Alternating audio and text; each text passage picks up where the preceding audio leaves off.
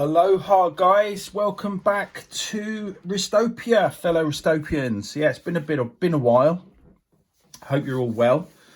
Hope you're all still interested. I have where do we start? I've been away. I've been in. Does anyone know where that is? Because I didn't know where that was until I went there and saw that.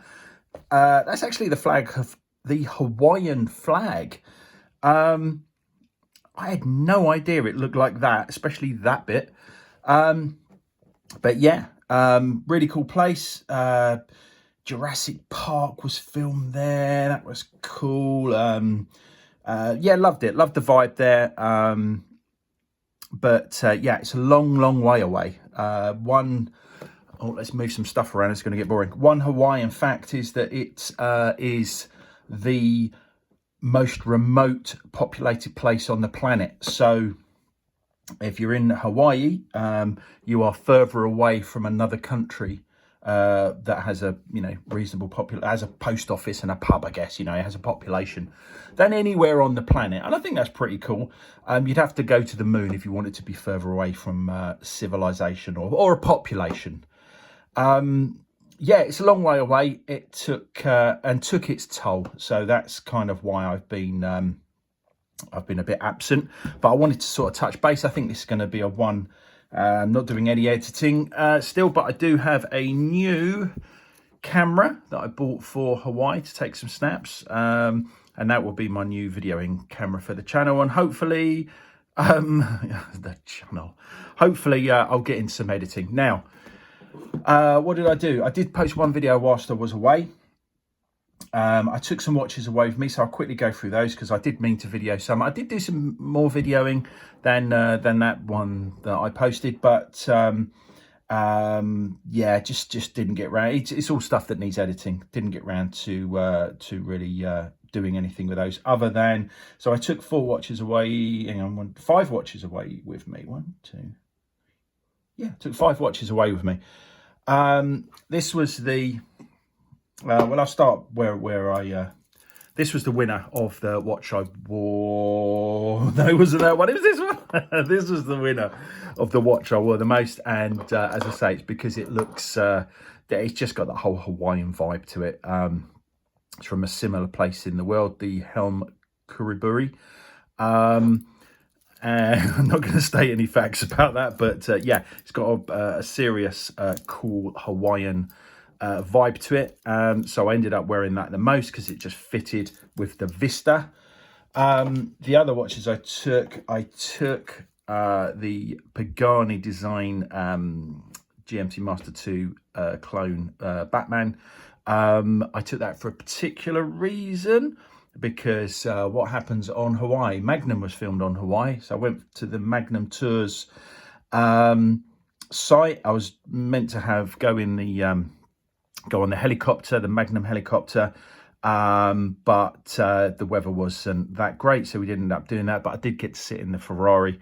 Magnum wore a blue-red Pepsi bezel GMT Master 2.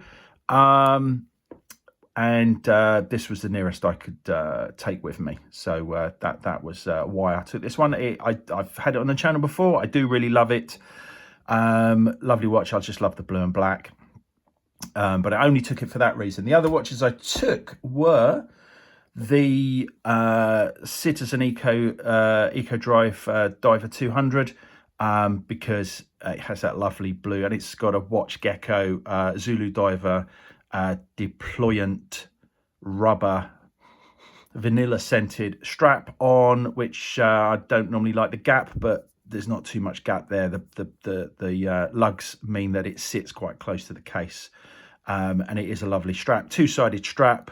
Not sure if I've mentioned these on the channel before. The clasp is super stiff, as it is on the titanium Helm Vanuatu. Actually, I've broke quite a few nails on that. I might have to actually take a little tool with me to undo that clasp. It's that tight. It's pretty much the same. So that's titanium. I think that's why it's so tight. On the Helm, on the Zulu Diver, it's just tight, but it is stainless steel. So tight. But yeah, took this, wore this quite a bit. It's probably wear number 2, the Citizen Eco Drive, just because it's it's a certified. What's it called when it's a certified diver? It has oh god, what is it? ESO, CSO. Oh, anyone? I think I'd like these things. Yeah, it's that, but it's a certified diver, and it just looks cool. Solar powered, so I do like a nice solar powered watch. Got a couple of those. Hits the markers pretty well. It's the second one that I've got. So the first one went, long story, but first one went back because it was just missing the markers horrendously, and my OCD cannot take that. So that was the one I wore the next most. Then the main watch. I don't normally take an expensive watch away, but I did this time because I took the Tudor Chrono black silver with the rubber B two-tone black red strap on a Tudor deployant. Where's it gone? Let's make it say Tudor. As if by magic. There we go. On the Tudor deployant rather. Yeah, so that I kind of wanted to wear that. There was a I went to some ADs while I was there. I didn't actually end up wearing this. I was long story, another story. But yeah, I decided to take a decent watch with me, quite off really because of that strap. I won't go into that. And what was the least worn was actually the Invicta Pro Diver. But I must do a video on this. Very popular watch for YouTube videos. I like a lot about it, but ultimately I don't really like it very much, if that makes sense. But I like it more than I don't like it. Anyway, I'll do a video on it and explain what I mean by that. The thing is, I'm not really the small loom pips that are Lemsip coloured are just a no for me. If they were bigger and whiter, this would be. I mean, it's a really nice watch as it is for the money, but I can't do those small Lemsip coloured loom pips. So yeah, if they ever make one, even if they just made them white, maybe they do, let me know in the comments below. I'd actually buy one, but I have got an Invicta Grand Diver, which I absolutely love. So but yeah, I think I would get one if they were white and not Lemsip yellow.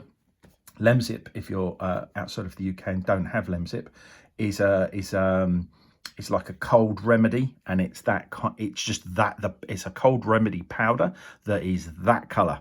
Yeah, I don't like it. Anyway, so that was the least worn watch of the ones I took away from me, and that was that. So that's Hawaii done, baby.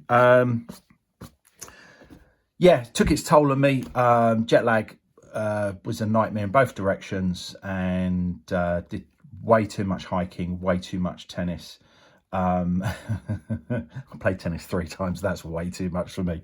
I'm a bit of a walker, so the hiking wasn't something I'm not used to. It just was intense. Anyway, 8.5 minutes in, and I haven't mentioned the topic of the video. What I wanted to talk about was Tudor, and the fact that bit of unboxing, bit of a dented box here. The fact that they are just quite available now. Now, historically, I think that the hot Tudors that come out are waitlist to some degree or other. I'm not going to go into the politics of that, but that's just how it's been. But at the current time, according to people I know in the industry, my experience is that they are pretty much all available now. There are some models that are still difficult to get, and it depends where you are in the world and where you are in the country. But in the UK, one of my ADs I know of, in fact probably the only one now, because the other one closed, it closed, and so the current one just has a lot of watches. Now let's do this unboxing. So here we have, what do you think it's going to be? Boom, it is the Tudor FXD. Now say this was available. This isn't mine. This is a friend's, but he's let me have it for a video. So this was available. There were a couple available, and there were other Tudors available, so they've now basically become shop window watches, which kind of means they're discountable. But so don't be afraid to ask. Places want. I think that's a great thing. I think it's a great thing that watches are available more now. It's fun when they're hot and you have to wait a while for them, and then they turn up, and then you feel great. Let me just play around. Let me just push a button up here. Bear with me. There we go. Yeah, I think it's also great that they're available. I hope that doesn't put people off. It does seem to be putting people off. But if you want a watch, you ask for it. When it comes in, you purchase it, you wear it. I don't really get the problem. But so this is, but it's just to do with availability. This is the, as you may or may not know, the FXD so it's a fixed lug watch. So it doesn't have a bracelet, can't be fitted to a bracelet. Comes on this rather nice, I think I've looked at various options for this, but I think this is probably the nicest option that I've found so far. I think someone should do an FXD specific strap. But yeah, I haven't really seen anything. I've had a few brief looks. I haven't really seen anything that I think goes with it that well. One of the problems for me is it's titanium, so I wouldn't want titanium and steel. I would want titanium and titanium. So that's a big reason why I think at the end of the day, just wear it on that one. It does come with a rubber strap. Actually, let me pop it on because I'm not even wearing a watch. Can I get it on? Oh, no, I can't get it on. I will have to fiddle around. Bear with me. I go off camera. This is going to be quite a long video. I do apologise, and I do appreciate people saying the videos drone on about far too long. And you're right, it's just the editing. If I could edit when I get around to editing videos, they'll be a lot sharper, shorter, and more to the point. Not so many ums and ers, maybe. Yeah, so lovely Velcro strap. I prefer Velcro to pin buckle. I really don't like pin buckles myself, so I kind of would want this on a pin buckle now. On a Velcro. I think it's a lovely looking watch. It's not sure how much you know about Pelagos's or Pelago, but yeah, it hasn't got the helium escape valve that most of the others have. I don't think the Pelagos 39 does. Can't think. So it's a bit thinner. It's the same width as the big one, so 42 mil. It is. There is a blue Pelagos, although it doesn't have a number, but Pelagos 42 mil it is. It's a much more Lego blue than this. This is a very much. They're both matte, but this is just a sort of a deeper, darker blue, for want of a better description. I think this is the better blue. But I do love the other one too. So yeah, it's very light, not just because it's titanium, but also just not having that bracelet. Yeah, I think it is a stunning watch, and well deserved of the awards that it's won and its place in the Tudor hierarchy as I see it. Now, yeah, so I'm a fan. This was available. Lots of them are available now, I believe. So, go out and grab them. I think they're fantastic watches, the whole range. I'm a Tudor fan. I'm not going to say fanboy, because I think a fan to me is someone who likes the watches genuinely, and or is an owner. A fanboy is someone that kind of likes them, but has a bit of an attitude. Not very nice person, and sort of talks about it over and above other brands. It's not a nice thing. I think just be a fan. Be a nice watch person. I love always love watches, and I think don't hate on other people because they like different watches, or just stay happy basically. In Hawaii they have this. I think it's Stay Cool. So it's that sort of So basically, you see someone and it's like, yeah, you say cool, and so that's a gesture, which I think I'm going to try and live by a bit now. Just stay cool, don't get overheated about things, and definitely not about watches, because they're just they should just be 100% fun. So yeah, this is the FXD, and they're model. They are model year specific. So if I pop this back, you may be able to see there, as this has just been purchased, it says it's got engraved there MN23. Marine Nationale, because it's designed in collaboration with the Marine Nationale in France, the French Navy divers. I won't go into too much detail about that, because you either know it already, or you can check it out if you like the piece. Yeah, there are specific ones that were given to the French Marine Nationale. I'm trying to think what the differences are. There are some that have a left-hand crown, which you cannot purchase. You can't purchase from Tudor anyway. You can purchase them used. What are they? I think they're not cheap. I think I heard of one going for 60 grand or something. List price of this is 3,420 currently. And the other thing is they have less lines of text on the dial. Now, the original Pelagos had 5 lines of text, which is a bit of a pain. They've taken one off. It does look better. It's still not ideal, but it kind of is what it is. The other difference with this one, if I just pop that,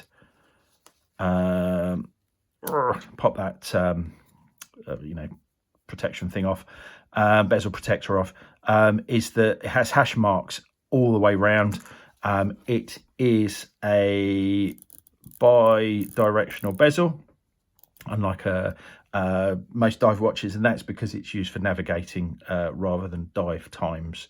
I won't go into that. You can find all this out if you're interested in why, or just ask me in the comments below, and I'll do my best to answer that. And it's also a reverse, so it's not 10, 20, 30, 40, 50. It's 50, 40, 30, 20, 10. So it's a countdown bezel, fully hash marked. So yeah, gives it it's quite a fussy bezel, but again, it is what it is. I love the piece, so I can certainly put up a fantastic summer watch. I feel rather. But yeah, so came out in 2021. Came out in about November 2021. And this is going on to prices. Make sure that's not scratched. With sapphire crystal, shouldn't be scratched. This is going on to prices. This is 3,420 list price currently. You can potentially get a deal on this if you ask nicely and in the right manner, at the right place at the right time. It is now discountable, and I would suggest it's a lovely watch to have. Get a bit of a discount, winner chicken dinner. Used values, pre-owned values, it's actually not really significantly. I mean, it holds its value. It's not one of those, it's not a Rolex. It doesn't become worth more or significantly more than you may make a slight profit on it. If I'm not suggesting you flip watches, but it is sought after still generally, and the average used pre-owned value according to Chrono24 is slightly more than the list price, but certainly not worth buying to flip, I would suggest. And that's probably why the market has dried up really a bit, because maybe a lot of people that wanted them just wanted to flip them, which I've never done. I don't agree with, but I do believe it's your property, and if you need to sell it at some point in the future, you should be allowed to do that. And it is quite nice when you don't lose a ton of money the second you walk out the door. But yeah, being an MN23, it is kind of just holds its value. If you had an MN21, on the other hand, which as I said was produced in 2021, about November time it got released, that is kind of double, almost. It kind of has always been around double its list price, and its list price at the time was nearer 3,000. I think it was, I can't remember what it was, 3,300 300 maybe, and 30. I don't know how much it went up, but it was slightly cheaper when it was released, and it's around about the high 5,000s, about £6,000, coming up to £6,000 now for you know, a brand new mint condition example such as this. So this is actually quite a rare watch. I'm not going to take the stickers or anything off this one. So same watch, except it is, as you can probably see there, it is one of the MN21s. So this was, I have it on good authority that this was one of 150 that were sold in the UK. There were 180 Tudor authorised dealers in the UK at that time, probably still to this day, I'm not quite sure. So basically there was less than one of these per authorised dealer. So they were pretty rare things. And as such, well, the only difference between these two is the fact that that's got MN21 inscribed on the back, and that one has MN23 inscribed on the back. There was an MN22 last year in between, and next year there'll be an MN24. But yeah, so this is quite a rare Tudor, and as the video is kind of about availability of Tudors, it's when you get things like limited editions, and in this case model year specific, and specifically in this case model year specific when there were only 2 months in the year that it was produced. So it makes it quite a nice unique thing, and I think it is a lovely watch. Zero difference to wearing. I don't think that one's going to get worn because of its kind of unique status, but this one certainly is. And if you can, if you're in the market for one and you can pick one up, it's certainly, as I say, I'm a Tudor fan. It's certainly a watch I would recommend having, especially at this time of year in the summer. Lovely and light, gorgeous blue and white. You know, what more is this love? So that's kind of this video. I think you know, it's I think it's a good thing, as I say, just to recap, that watches are becoming more available, like Tudors specifically we're talking about here. Obviously Rolexes are the other brand that people you know, struggle to get historically. I think they've become slightly more, in my understanding of it, is they've become slightly more attainable. And also, actually, there's some Omegas that were announced at before Watches and Wonders 2022. So you've got the Green Dial Omega Seamaster Professional 300, the Ultra Deep, the Speedmaster 57, excuse me. Excuse me. And yeah, they are filtering through now as well. So there are a few watches that are becoming more available. So hopefully, you know, you've got some cash, you're happy to spend it, and you know, you'll pick up a nice watch that was a little bit less easy to pick up this time last year. But that's about it. So one last thing. Competition winners I am getting, or giveaway winners I am getting round, and we have one here actually. I'm gonna have to cough again, I can feel it, dry cough coming. Here we go. Yeah, we have one of the giveaways here that I need to post out to the UK. London Ron's getting that one. I still have to track down the postal address for the other winner, and I am posting out, there's a runner-up prize that I am posting out to Vive la France probably today. So yeah, hope you like the